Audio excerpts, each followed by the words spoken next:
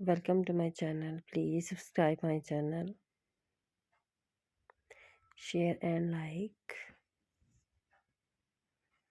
all three part 19.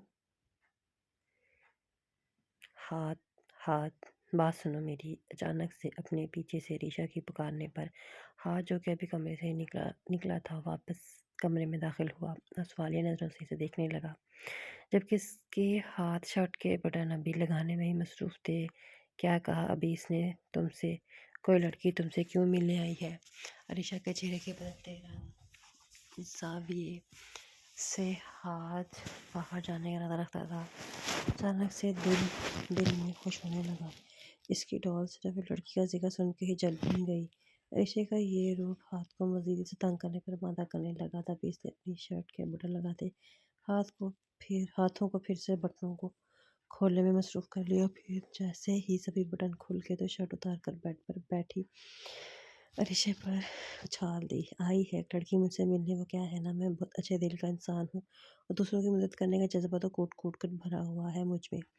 So C you soon and bye कहने के साथ ही हाथ फिर से वापसी के लिए पलटा और हंसते हुए दरवाज़ा खोलने लगा। जब ऋषा इसकी बात के अलावा यूँ शर्टलेस बाहर जाने पर फ़ौरन बेड से उठ खड़ी हुई और फिर से हाथ को पुकार लिया।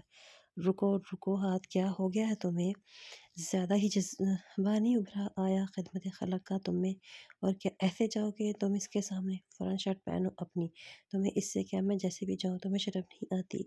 लेकिन मुझे तो इस बात का एहसास है ना कि अब वो लड़की क्या सोचेगी तुम्हें ऐसे देखकर।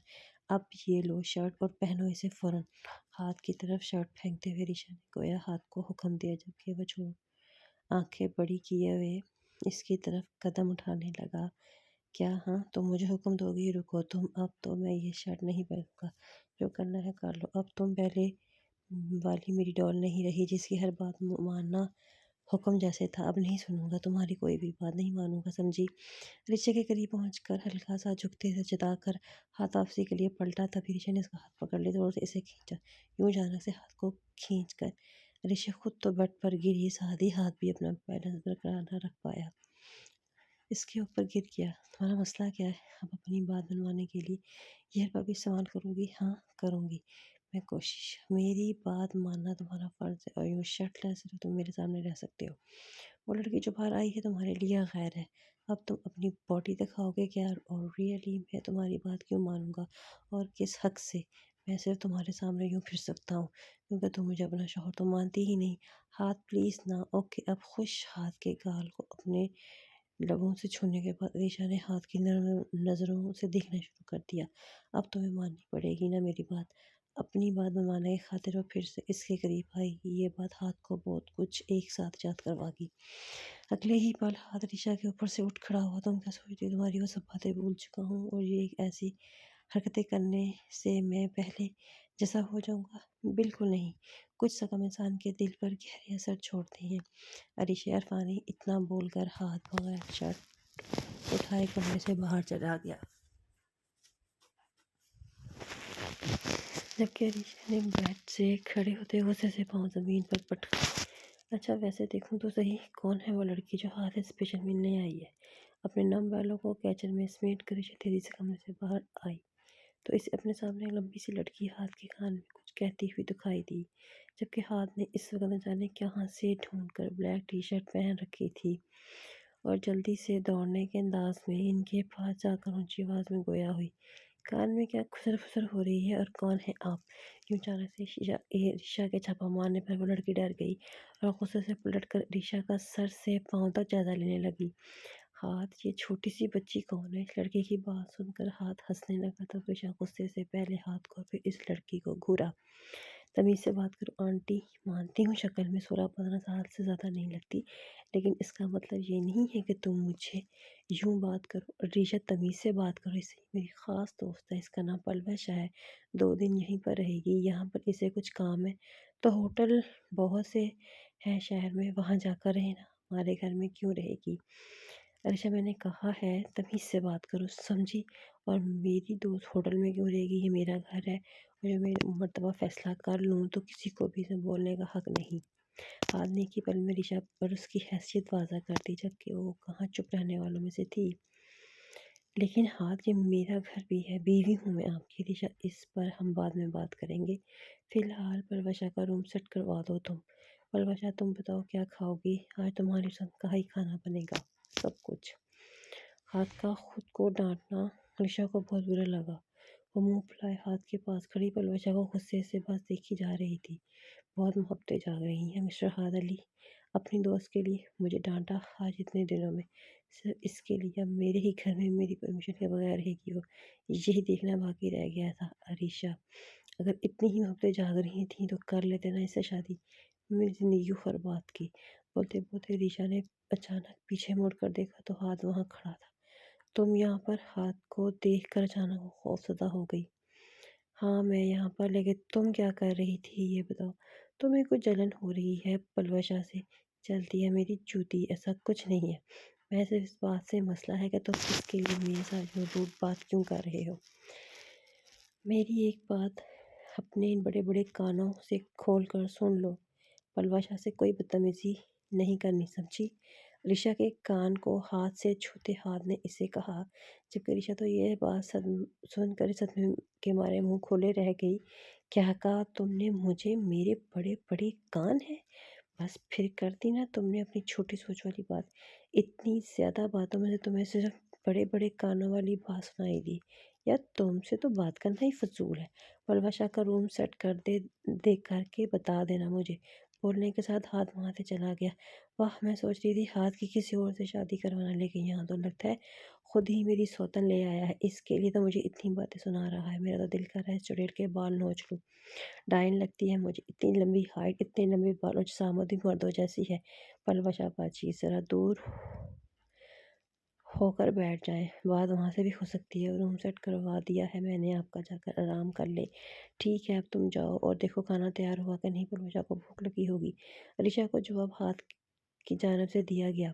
साथ एक नया हुक्म भी दे दिया गया इसने। हाँ, जाती हूँ। ये क्या कोई दावत है जिसके लिए इंतज़ाम किया जा रहा है? इतनी तो डिशेस भी नहीं बनी थी जब मैं यहाँ आई थी, और आज किस खुशी में सब बन रहा है? वो मैडम जी, पुलवशा मैडम के लिए हाँ साहब ने कहा है बनाने को। ऋचा खुद से हाथ को बुलाकर आई, खाना बन गया है, आकर खा लें। बहुत ही खुशगवार मूड में खाना खाना गया। खाना खाने के बाद ऋचा हाथ के पास आई, मुझे आपसे ज़रूरी बात करनी है, रूम में चले। सॉरी ऋचा, बट मुझे आज सारी रात पुलवशा से बहुत सी बातें करनी है जो कि काफ़ी इंपॉर्टेंट भी हैं। यूँ नो, पुरानी यादों को ताज़ा करना है हमने। पर हाथ की का बात हुई, रात सोने के लिए होती है। अगर तुम्हें बातें करने का इतना शौक है तो मुझसे करो, जितनी चाहे करो। नो, देखो मैं बच्चों जैसी बातों से बोर हो चुका हूँ। पलवशा की बातें बहुत इंटरेस्टिंग और अच्छी होती हैं, जिससे मैं बहुत ज़्यादा इंजॉय करता हूँ। तुम जाओ सो जाओ। हाथ को देख कर दिल में सोचते हुए वो अपने कमरे में चली गई और बेड पर लेट कर सोने की कोशिश करने लगी। तभी हाथ का ख्याल इसके दिमाग में आया कि पलवशा ने अगर इसके साथ कुछ गलत कर दिया तो वो हाथ को अपनी गंदी हरकतों से बेहकार हो सकती है ना। चल अरीशा, तू यहाँ पर क्यों बैठी है? उठकर हाथ के पास चार छट से बेड से खड़ी हुई ऋषि अपने कमरे से निकल कर पलवशा के रूम के साथ कान लगाकर अंदर का चला जाने की कोशिश करने लगी। अंदर से कोई बातों की आवाज़ नहीं आ रही। तभी अचानक से हाथ ने दरवाज़ा खोल दिया और ऋषि नीचे गिरने लगी। हाथ ने इसे पकड़ लिया। तुम यहाँ क्या कर रही हो? तुम्हारा मसला क्या है? अब तुम मेरे आगे पीछे क्यों घूमती रहती हो? नहीं, मैं तो पानी पीने जा रही थी। अच्छा, तो ये यहाँ क्या पानी की नदी बह रही है जो तुम खड़ी इसे पीने वाली थी? तुम अंदर क्या कर रहे थे? तुम्हें क्या बात है इससे? पलवशा के साथ मैं जो भी करूँ तुम इस मामले से दूर रहो। वैसे भी मुझे इस वक्त एक दोस्त की अशद ज़रूरत है, और देखो पलवशा आ गई है मुझे सहारा देने के लिए। अपनी बात कहकर वो बंद दरवाज़ा कर चुका था। अरिशा तो शॉक्ड हो गई। हाथ मुझसे इतनी नफरत करने लग गया है, इसे मेरी जगह किसी को बात की कोई परवाह ही नहीं। ये सब सोचकर अरिशा की आंखों में आंसू आ गए। पहले हाथ मेरी कितनी फिक्र करता था, हर मामले में मुझे अहमियत देता था, और अब इसके पास रहूँ या नया ना रहूँ कोई फ़र्क ही नहीं पड़ता। अपने कमरे में जाकर सारी रात अरिशा दास होकर बैठी रही।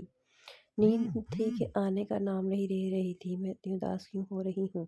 हाथ का रवैया तुम्हारे साथ तुम्हारी गलती की वजह से ही हुआ है। तुम भी तो यही चाहती थी, तो फिर ऐसा बुरा फील क्यों हो रहा है? अरमान जब घर आया तो प्रीशा इसका इंतज़ार कर रही थी। प्रीशा, मुझे तुमसे बात करनी है, बहुत इंपॉर्टेंट। प्रीशा, फ़िलहाल मेरे साथ चलो। अच्छा ठीक है अरमान, कहाँ जाना है? हाथ पकड़ अरमान प्रीशा को اس کمرہ کھول کر اس کے اندر لے گیا جہاں پر ارمان کا باپ موجود تھا۔ ارمان جی کون ہے اور آپ نے ان کو تالے میں کیوں رکھا ہوا ہے؟ یہ میرے بابا ہیں پریشے۔ پر ارمان آپ نے تو کہا تھا کہ آپ کے پاپا بزنس کے سلسلے میں باہر گئے ہوئے، میں نے جھوٹ بولا تھا۔